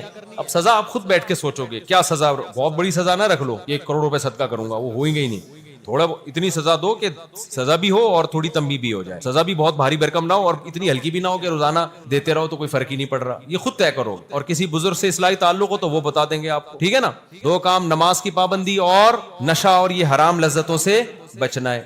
تو اللہ کیا فرماتے ہیں, میں تمہیں جنت کے باغات دوں گا جن کے نیچے نہریں بہتی ہیں, اور ساری جنت کی نعمتیں ایک طرف, اللہ آخر میں کہتا ہے وَأَزْوَاجٌ مُطَہَّرَةٌ, اور پاکیزہ بیویاں دوں گا. اتنی بیویاں جنت میں ملیں گی نا, انتہائی خوبصورت, جن کے حسن کو اللہ نے بیان کیا. کیسے اللہ بیان کرتا ہے, مقصورات فی الخیام کأنہن بیض مکنون, جیسے چھپائے ہوئے انڈے ہوتے ہیں نا ایسے سفید, کوئی داغ دھبا نہیں. اور کیا, قاصرات الطرف عین, عینہ بڑی آنکھوں والی, بڑی پلکوں والی, جس کے حسن کو اللہ بیان کر رہا ہو قرآن مجید میں. آپ کی سوچ جہاں ختم ہوتی ہے اس کا حسن وہاں سے شروع ہوتا ہے. یہ ناپاک لوگوں کے لیے نہیں ہے, یہ کن کے لیے ہے, پاک لوگوں کے لیے, جو گند میں منہ نہیں مارتے تھے. ابے سمجھ میں آ رہا ہے کہ نہیں آ رہا ہے؟ تو کتنا افسوس ہوگا کہ ان حرام عورتوں کے پیچھے جوانی لٹا دی, اور آخرت میں جب جنتیوں کو, پیغمبروں کو, شہداء کو, نیک علماء کو, صلحاء کو, برائیوں سے بچنے والوں کو حوریں مل رہی ہوں گی, میں کہتا ہوں اللہ جہنم میں نہ بھی ڈالے, یہ حسرت ہی بہت بڑی جہنم ہوگی. اللہ کہے تو جہنم میں نہیں جائے گا, بس جنت میں بھی نہیں جائے گا. میں کہتا ہوں اس وقت یہ جنت میں نہ جانا ہی جہنم ہوگا, جبکہ اللہ کہہ رہا ہے میں آگ میں ڈالوں گا. تو تھوڑے دن صبر کر لو میرے بھائی, اللہ اس سے بہت اچھا دے دے گا. یہ میں نہیں کہہ رہا, یہ کون کہہ رہا ہے, اللہ کہہ رہا ہے. یہ کون کہہ رہا ہے, اللہ کہہ رہا ہے. تو صبر کر لو, حلال کی طرف جاؤ. حلال پہ پابندی نہیں ہے کہ میں صبر کروں گا میں ایک شادی بھی نہیں کروں گا تاکہ جنت ملے, ایسا نہیں ہے. نکاح کرنا پیغمبروں کی بولو نا سنت ہے, وہ تو کرنا ہی کرنا ہے. جتنا زیادہ کرو اتنا اچھا ہے. حقوق بھی پورے کرو, ایسا نہ آدھا بیان سنو آدھا رہ جاؤ. وہی بات ہے, پہلی شادی ہو چکی ہے دوسری کر لو, تیسری کر لو. لڑکیاں بہت ہیں بھائی, اور پہلی والے کا حق بھی ادا کرو, اس کو ترساؤ نہیں, ایسا نہ ہو کہ اس کو بھول جاؤ. کرو, اللہ نے پیسہ دیا, کسی کی نہیں, ابا کی بھی نہیں سنے اس میں. تو سیدھی سی بات, اجازت اللہ نے دی ہے تو ابا کو حق ہے کہ وہ اجازت چھین لے. جب آپ زنا کرو گے تو ابا بچائے گا قیامت میں آپ کو. ابے کیا ہو گیا, ایک آدمی نے کہا میں اپنی منگیتر کے ساتھ گھومتا ہوں, انجوائے کر رہا ہوں لائف کو, اور زنا بھی معاذ اللہ وہ کر رہا ہوں, اور شادی شادی نہیں کر پا رہا میں, ابا منع کر رہے ہیں. میں نے کہا یہ سارے کام تو ابا سے پوچھ کے کر رہا ہے. جب لڑکیوں سے دوستیاں لگاتے ہو ابا سے پوچھا تھا ابا یہ والی کیسی ہے, لگا لوں دوستی اس سے. اس کے بیلنس ڈلوا رہے ہو, ابا سے پوچھا تھا یہ سارے کام کرتے ہوئے, اس سے ڈیٹے مار رہے ہو. قائد اعظم سے پوچھا تھا, قائد اعظم کے مزار پہ ڈیٹ, قائد اعظم بولیں گے کہ میں نے اس لیے بنایا تھا پاکستان, تو میرے ہی مزار پہ آ کے ڈیٹ مار رہا ہے. کم بخت تجھ سے ایصال ثواب نہیں ہوتا, میرے لیے مغفرت کی دعا نہیں ہوتی, تو ڈیٹ تو نہ مار. میں تو کہتا ہوں قیامت میں فرشتے بعد میں حساب لیں گے, پاکستانیوں سے پہلے قائد اعظم نے حساب لینا ہے. ٹھیک ہے کہ تم نے میرے مزار کو کیا ڈیٹنگ پوائنٹ بنایا ہے. مجھے ایک دفعہ خیال آیا, پرانا قصہ ہے, میں قائد اعظم کے مزار پہ گیا اپنے دوستوں کے ساتھ نا, بہت پرانی بات ہے. میں نے کہا چلو یار چلتے ہیں, وہیں سے گزر رہے تھے, ہم نے کہا تو ہم گئے, ہم نے کہا فاتحہ پڑھ لیں گے, کچھ دعا کر لیں گے. وہاں کیا ہو رہا ہے کہ وہ نا بینچ پہ ایک بندہ بیٹھا ہوا ہے, تو ایک بندہ آ کے ہٹا رہا ہے کہ ہٹو یہاں سے. وہ کہہ رہا ہے کیوں ہٹو, کہہ رہا ہے بھائی یہ جگہ بک ہے. کہہ رہا ہے کس نے بک کی, پتا چلا وہاں جو ڈیٹیں لگ رہی ہیں نا وہاں کے لوگوں کو کرایہ دے کے بینچ بک ہو رہے ہیں پہلے سے. تو وہ بھائی وہ کسی اور کی گرل فرینڈ اور وہ بوائے فرینڈ یہاں بیٹھیں گے, ان کے لیے پہلے سے بک ہو چکی ہے, تو کوئی اور تھڑا دیکھ جا کے بکنگ چل رہی ہے بھائی, یہ پرانی بات ہے. اب تو بھائی یہ دنیا میں انجوائے کر لو. قرآن کہہ رہا ہے تمتعوا, اڑا لو مزے, فإن مصیرکم الی النار, آنا کہاں ہے, آگ, جہنم کی آگ. حدیث میں آتا ہے نبی صلی اللہ علیہ وسلم نے فرمایا میں نے معراج کی رات کچھ ننگے مرد اور عورتوں کو آگ میں جلتا ہوا دیکھا. آگ کے شعلے اٹھتے ہیں, وہ ننگے مرد اور عورت اوپر جاتے ہیں, پھر نیچے آتے ہیں, ننگے مرد اور عورت اکٹھے. میں نے جبریل سے پوچھا کہ یہ کون لوگ ہیں, جبریل نے کہا یہ آپ کی امت کے زنا کرنے والے مرد اور زنا کرنے والی عورتیں. امت کا مطلب مسلمان, وہ مسلمان لڑکے لڑکیاں جو زنا کرتے تھے, اللہ نے برہنہ کر کے, ننگا کر کے زنا کرنے والے لڑکے اور لڑکی دونوں کو ایک ساتھ آگ میں ڈال دیا کہ اب اڑاؤ مزے تم. اللہ نہیں چھوڑے گا میرے بھائی, اللہ کو زنا سے بہت نفرت ہے, تھوڑی نہیں بہت. اتنی نفرت کہ اللہ نے کہا زانی کو چوک پہ کھڑا کر کے 100 کوڑے مارو, اور جو شادی شدہ مرد زنا کرے, قرآن نے کیا کہا, حکومت پر لازم ہے کہ پتھروں سے مار کے ہلاک کرے اس کو. کم سزا ہے یہ. بڑے آرام سے لڑکے زنا کر کے بتا رہے ہوتے ہیں ابے میں نے تو میرے تو اس سے بھی یہ ریلیشن, اس سے بھی. یہ بہت مہنگا پڑ جائے گا قیامت کے دن. توبہ کرو آج, توبہ. اللہ ہم سب کو توفیق عطا فرمائے.